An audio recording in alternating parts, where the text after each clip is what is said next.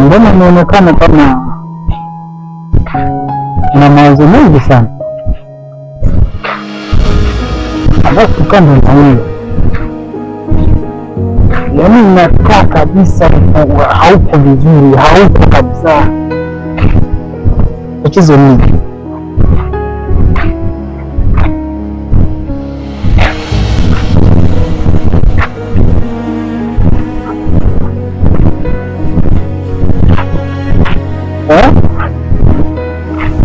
Nakwambia mawazo mengi sana, yaani inaonekana umebeba mzigo wa mawazo, yaani tatizo ni mingi.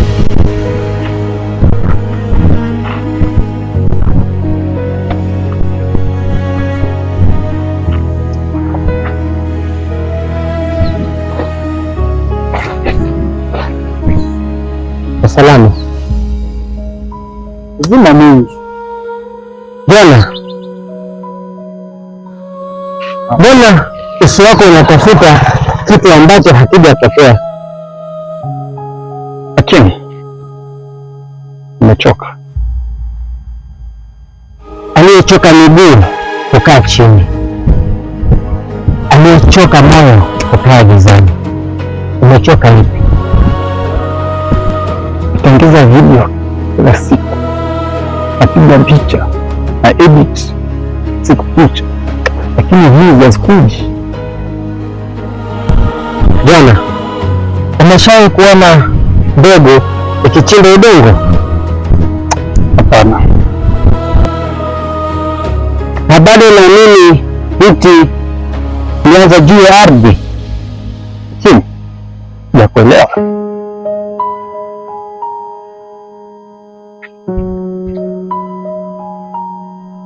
Ndio maana hujalala, unataka kuona mizizi kabla haijakomaa.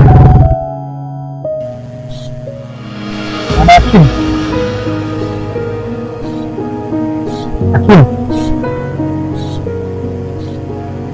mbona vijana wengi wanapenda kuacha vipaji vyao njiani?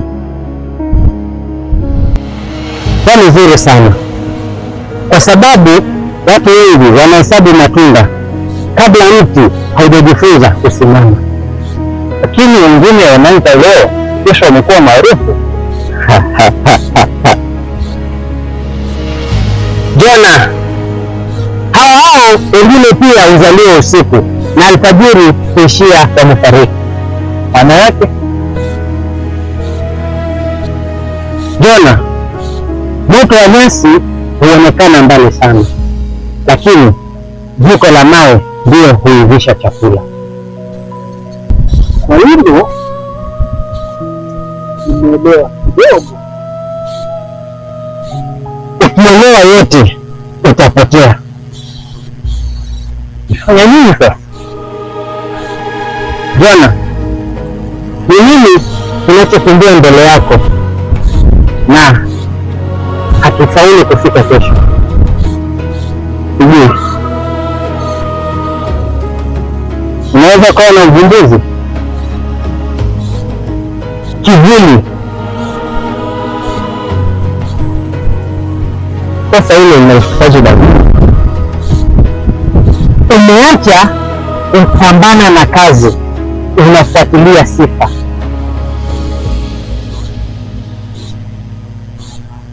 Mtu anayekimbiza kivuli kuchoka, mtu anayekimbiza jua kupata mwanga. Hata mimi hapo nimefikia.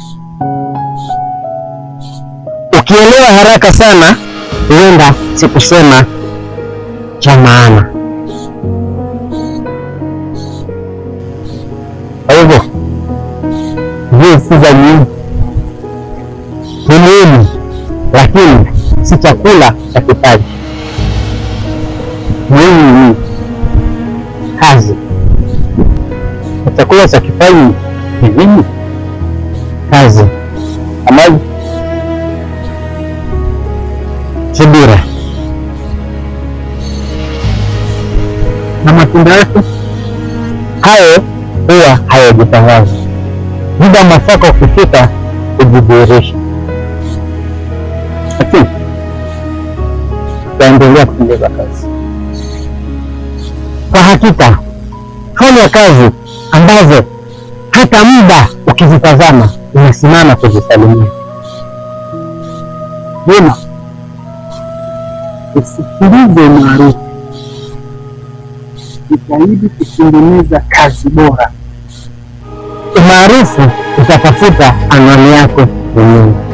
Alamsiki.